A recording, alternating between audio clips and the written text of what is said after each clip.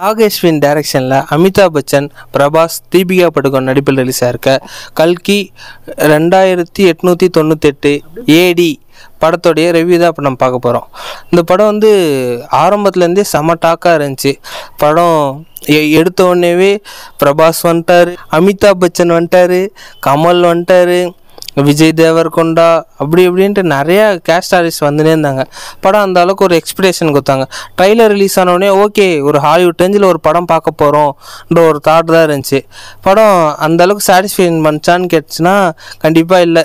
விஷுவலாக ஓகே நல்லா கொடுத்துருக்காங்க, நல்ல ஒரு விஎஃப்எக்ஸு விஷுவலாக அது ஒரு புதுசாக ஒரு உலகத்துக்கு கொண்டு வந்திருக்காங்க, அவ்வளோதான். இதை முன்னாடின்றாங்க, ஆனால் அந்த அளவுக்கு என்ன மணி இந்த காசு விஷயம் மட்டும் கையிலே இருக்கிற மாதிரி இருக்குது. மற்றபடி ஒரு விஷயமும் மாற்றின மாதிரி தெரில. எல்லாமே இந்த காலத்துக்கு ஏற்ற மாதிரி தான் இருக்குது. ஒரு ஹாலிவுட் ரேஞ்சில் ட்ரை பண்ணியிருக்காங்க. ஃபஸ்ட் டைம்னு நினைக்கிறேன் இந்தியாவில் இந்த மாதிரி ஒரு ஹாலிவுட் ரேஞ்சில் ஒரு படம் வர்றது. இல்லை ஃபஸ்ட்டு வந்து படத்தோடைய ஹீரோ பிரபாஸ்ன்னாங்க, ஆனால் அவர் அந்தளவுக்கு எதுவும் ரோல் கொடுக்கல. ஆனால் அமிதாப் பச்சன் வர சீன்லாம் பயங்கரமாக இருக்குது. அவர் படத்தில் இன்ட்ரோல் கிட்ட வருவார். அதுக்கப்புறம் தான் படமே ஆரம்பிக்குதுன்னே சொல்லலாம். ஒரு மகாபாரதம் அது வந்து அந்த காலத்தில் நடந்ததுக்கும் இப்போ கலியுகத்தில் நடக்கிறதுக்கும் எப்படின்றத வச்சு தான் அந்த படத்தை மூவ் பண்ணுறாங்க. ஆனால் அந்த மகாபாரதம் அந்த காலத்தில் காமிச்சதெல்லாம் சூப்பராக இருக்கும். அந்த ஒரு மியூசிக், அந்த ஒரு டைலாக் எல்லாமே சூப்பராக இருக்கும். குருஷேஸ்திர யுத்தம் அப்போ நடந்தது, அதை வச்சு 6000 வருஷத்துக்கு அப்புறம் நடந்தால் எப்படி இருக்கும்ன்றது தான் இந்த படத்துடைய கதையாக வச்சுருக்காங்க. அந்த குருஷேஸ்திர யுத்தம் காமிச்சது, அப்போ சொல்கிற டைலாக்ஸு, கிளைமேக்ஸில் வர டைலாக்ஸு அது எல்லாமே சூப்பராக இருக்கும்.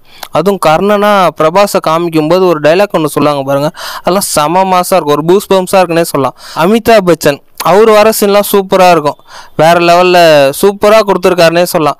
அவருடைய ஆக்டிங் ஆகட்டும், அவருடைய அந்த அத்தனை வருஷம் கழிச்சு இருக்கிறது, அவர் வர ரோல் எல்லாமே சூப்பராக இருக்கும். அடுத்தது கமல் 2 சீன் தான் படத்தில் வராரு, ஆனால் முறையான சீன்.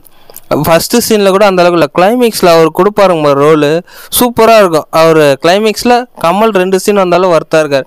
இடைவெளி சீன் கொஞ்சம் நல்லாயிருக்கும், அந்த சாமியை காமிக்கிறது அது கொஞ்சம் ஓரளவு ஓகேன்ற மாதிரி இருக்கும். அதுக்கப்புறம் இடைவேளைக்கு அப்புறம் படம் சூப்பராக போக ஆரம்பிச்சிடும். இடைவேளைக்கு அப்புறம் லாஸ்ட் 20 நிமிஷம்லாம் செம சூப்பராக இருக்குன்னே சொல்லலாம். கையோல்னு ஒரு கேரக்டர் வரும், அனாபென் அந்த ஹீரோயின் நடிச்சிருக்காங்க. ஆனால் அந்த கேரக்டர் செம சூப்பராக இருக்கும். அவங்க வர அந்த ஒரு 1/4 மணி நேரம் படம் செம எங்கேஜிங்காக இருக்கும். அவங்களுடைய கேரக்டர் எல்லாமே க்யூட்டாக இருக்கும், ஒரு பர்ஃபார்மன்ஸே ஒரு புதுசாக இருக்கும். அவங்க இறக்காமல் இருந்திருக்கலாம், கடைசியில் இறந்து ஒரு 1/4 மணி நேரத்தில் என்னடா இப்படி பண்ணிட்டீங்க, அந்த ஒரு சென்டிமெண்ட் மட்டும் சூப்பராக இருக்கும். செமையாக கனெக்ட் ஆகாது, ஆனால் சென்டிமெண்ட்டாக ஒர்க் அவுட் ஆகிருக்குன்னே சொல்லலாம். அந்த ஒரு லவ் ஸ்டோரி, அவங்களுடைய அந்த வெள்ளந்தியான பேச்சுன்னு சொல்லுவாங்கள்ல, அது சூப்பராக இருக்கும். அடுத்தது கிளைமேக்ஸ் 20 நிமிஷம் ஃபுல் ஃபயராக இருக்கும், காமிக்கிற விதம் சூப்பராக இருக்கும். அதுலேயும் அப்போ அந்த ஒரு உலகத்தையே ஒரு புதுசாக காமிப்பாங்கன்னே சொல்லலாம். அந்த ஒரு உலகத்துக்கு நம்மளை கொண்டு போயிட்டாங்க. அந்த ஒரு 20 நிமிஷம் படம் இப்போ தான் ஆரம்பிக்கிற மாதிரி இருக்கும், ஆனால் இப்போ கடைசியில் தொடரும் போட்டு முடிச்சிடுவாங்க. பார்ட் 2க்கு லீடு கொடுப்பாங்க, அந்த லீடு நல்லாயிருக்கும். பட் படம் இப்போ தான் ஆரம்பிக்குது, இனிமேட்டு நல்லாயிருக்கும்னு யோசிப்போம். கடைசியில் பார்ட் 2க்கு இதுக்கு எதுக்கு பார்ட் 1 பார்ட் 2 இந்த டிக்கெட்டையே வச்சு பார்ட் 2 பார்க்கணும், அந்த அளவில் தான் இருக்குது. ஏன்னா நீங்கள் தான் பார்ட் 1ல் ஒன்றுமே கொடுக்கலையே, எதுவுமே இல்லையே பார்ட் 1ல். அதுவும் பிரபாஸ் வந்த சீன்லாம், பிரபாஸ் சீனை மட்டும் கட் பண்ணிட்டாலே படம் சூப்பராக இருக்கும். எதுக்கு அவரை பார்க்கும்போதெல்லாம் கடுப்பாதுன்னே சொல்லலாம். இதுக்கப்புறம் பிரபாஸ் படமே பார்க்கக்கூடாதான்ற தாட்லேயே வந்துச்சு. இதுக்கு முன்னாடி எவ்வளோ பெரிய ஹீரோ பாகுபலி, சலார்லாம் அவ்வளோ சூப்பராக கொடுத்துருந்தாரு. ஆனால் மீதி படம் எல்லாமே ஓரளவு ஆவரேஜ் தான் கொடுத்துருந்தாரு. மற்றபடி இது ரெண்டும் நல்லா இருந்துச்சு. இந்த படத்தில் பிரபாஸை பார்த்தாலே கடுப்பாது, என்னடா பிரபாஸ் வந்துட்டார். அதுவும் 1-to-1 ஃபைட்டு பிரபாஸுக்கும் அமிதாப் பச்சனுக்கும் இருக்கும் பாருங்கள், அதே ஒரு 1/2 மணி நேரம் ஓடும். அதெல்லாம் கட் பண்ணியிருந்தாலே கொஞ்சம் நல்லா இருந்திருக்கும். அதுவும் பிரபாஸ் இன்ட்ரோடக்ஷனுக்கே அவ்வளோ ஒரு அந்த ஃபைட்டை பார்த்தாலே எப்படா முடிப்பீங்கன்ற மாதிரி தான் இருக்கும். படம் ரொம்ப லென்த்தாக போகும். ஃபஸ்ட் ஹாஃப்லாம் நிறையா சீன் இருக்கலாம், பிரபாஸ் சீனை மட்டும் கட் பண்ணிட்டு பிரபாஸை படத்தை விட்டு தூக்கிட்டாலே படம் சூப்பராக இருக்கும். மற்றபடி கதை எல்லாமே கரெக்டாக போகும். அவரை மட்டும் வெறும் கிளைமேக்ஸ் எல்லாம் அவர் ஹீரோன்னு காமிக்கணுன்றதுக்காக அந்த சீனில் பிடிச்ச மாதிரி இருந்துச்சு. மற்றபடி அவர் ஹீரோன்ற அளவில் ஹீரோ இவர் இருக்கிறார், இவர் தான் வந்து காப்பாற்றணுன்றதுக்காக இது பண்ண அவ்வளோ பெரிய ஹீரோவாக அமிதாப் பச்சனை காமிச்சிட்டு அந்த ஒரு சின்ன சீனில் தூக்க முடியலன்னா எப்படி? இதெல்லாம் அவ்வளோ அவனையே அடித்து நோக்கி தான் வராரு. அப்போ போயிட்டு அவனை யூஸ் பண்ணணும். கிளைமேக்ஸில் பார்த்தா ஏதோ பேய் பட மாட்டோம், அவன் ஆவி வர மாதிரி அந்த கோலை பிடிச்ச உடனே எதுக்கு அவன்கிட்ட சொல்லிட்டு இதை மாற்றிருந்தா கூட பரவாயில்ல. கர்ணன்னா அந்த காலத்தில் கர்ணனுக்கே இன்னும் இவ்வளோ பெரிய வரலாறு இருக்குது. எவனாக இருந்தாலும் ஒரு நல்ல வள்ளலாக இருந்தாலே கர்ணன் தான். கர்ணன் கேரக்டர் போய் பிரபாஸ் கொடுத்துட்டு கடைசியில் இப்படி ஒரு கேரக்டரை கொடுத்து வச்சிருக்கீங்க. அவன் என்னமோ கஷ்டப்பட்டு ஏமாத்தவன். கலியுகமாக இருந்தாலும் கர்ணனுக்கு இப்படியே அசிங்கப்படுத்துவீங்கன்ற மாதிரி தான் இருந்துச்சுன்னே சொல்லலாம். மற்றபடி படத்தில் சொல்கிற அளவுக்கு ஒன்றும் இல்லை. ஃபர்ஸ்ட் ஹாஃப் ஃபுல்லாக செம்ம போர் அடிக்கும். இப்போ நிறைய பேர் தூங்கினாங்கன்னே சொல்லலாம் தேட்டரில். செகண்ட் ஹாஃபில் லாஸ்ட் 20 நிமிஷம் நல்லாயிருக்கும். இந்த கையோல் வர கேரக்டர் கொஞ்சம் நல்லாயிருக்கும். மியூசிக்கு அந்த அளவுக்கு சொல்கிற அளவுக்கு மியூசிக்கு ஒன்றுமே இல்லை. சொல்லப்போனால் சந்தோஷ் நாராயணன்னா தமிழ் மியூசிக் டேரக்டரா இல்லை தெலுங்கு மியூசிக் டேரக்டரான்னு தெரில. ஒரு சீனில் ஒரு குத்துப்பாட்டு போட சொல்லுவாங்க, டப்பிங் பண்ணியிருக்காரு, மியூசிக் டப்பிங் தான் பண்ணியிருப்பார். அதில் தமிழ் பாட்டு போட்டால் என்ன, அப்பயும் தெலுங்கு பாட்டு போட்டு பிரபாஸ் ஆடின்னு இருக்கிறாரு. ஏன் அதெல்லாம் தமிழ் பாட்டு போட்டால் நல்லா இருக்காதா சொல்லுங்கள்? தமிழ் பாட்டுலாம் போட்டிருக்கலாம். ஃபுல்லாக இவர் தெலுங்கு மியூசிக் டேரக்டரும் தெலுங்கு பாட்டெலாம் ஓடுது. ஒரு கரெக்டான ஒரு இது இல்லை.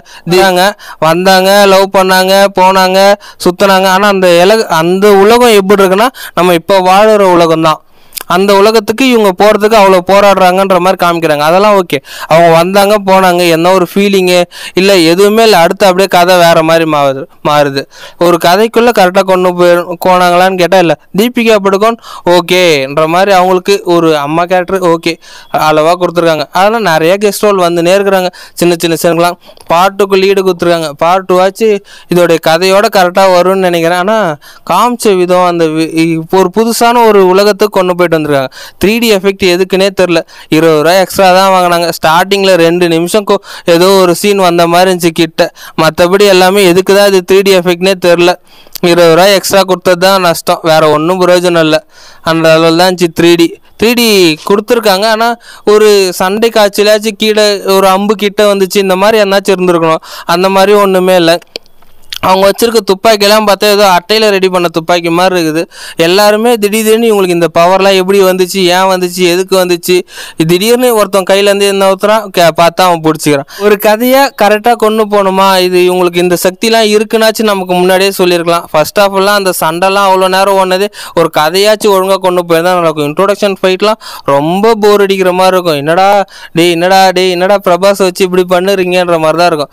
இந்த படத்தில் என்னென்னா பிரபாஸ் என்னை கட் பண்ணிட்டா படம் வேறு லெவலில் இருக்குன்னே சொல்லலாம். பிரபாஸ் என்னை மட்டும் கட் பண்ணிட்டு படத்தை ரிலீஸ் பண்ணுங்கள். பார்ட்டில் கூட பிரபாஸ் அவ்வளோ வைக்காதீங்கன்றது தான் என்னுடைய கோரிக்கை. எப்படி வந்து பார்க்கணுன்னா உங்களுக்கு வேலை இருக்குது இல்லை எங்கேயோ போகணும், அதெல்லாம் விட்டுட்டு வராமல் ரொம்ப போர் அடிக்குது, ரொம்ப வெட்டியாக இருக்கும், என்ன பண்ணுறதுன்னு தெரிலன்ற ஒரு மைண்ட் செட்டோட அப்போ இந்த படம் வந்து பார்த்தீங்கன்னா ஏதோ சும்மா உட்காந்து டைம் பாஸ் பண்ணிட்டு போகலாம், அந்த அளவில் தான் இருக்குது படம். அவ்வளோதான் இந்த படத்தை பற்றி சொல்லணும்னா, வேறு ஒன்றும் இல்லை. ரொம்ப போர் அடிக்குதுன்னா வாங்க, உங்களுக்கு மேபோ இந்த படம் பிடிக்கலாம். ஏன்னா அவ்வளோ போர் அடிக்குதுன்ற பட்சத்தில் வரும்போது பிடிக்கலாம், அவ்வளோதான். மற்றபடி இந்த படம் பார்க்குறது உங்களுடைய விருப்பம். உங்களுடைய ரேட்டிங் என்னன்றதை கமெண்ட் பண்ணுங்கள். என்னுடைய ரேட்டிங் 10க்கு 5 கொடுக்கலாம். ஏன்னா அந்த கிராஃபிக்ஸு அதெல்லாம் ஓரளவு பரவாயில்ல, சூப்பராக கொடுத்துருந்தாங்க. அமிதாப் பச்சனோட ரோல் நல்லா இருந்துச்சு. அந்த ஒரு நூடுல்ஸ் மண்டை அந்த வர கேரக்டர்லாம் செமையாக இருந்துச்சு. அந்த ஒரு 15 நிமிஷம் படம் ஒரு தரமாக ஒரு வித்தியாசமாக ஒரு க்யூட்டாக கூட்டின்னு போனாங்கன்னு சொல்லலாம். மற்றபடி வேறு யாரையும் ஒன்றும் பிரபாஸ் சீனை மட்டும் கட் பண்ணுறேங்க, படம் சூப்பராக இருக்கும். ஓகே, நன்றி, வணக்கம். அடுத்த வீடியோவில் சந்திக்கலாம். எல்லோரும் சேனலை சப்ஸ்கிரைப் பண்ணுங்கள், லைக் பண்ணுங்கள், கமெண்ட் பண்ணுங்கள். நன்றி, வணக்கம்.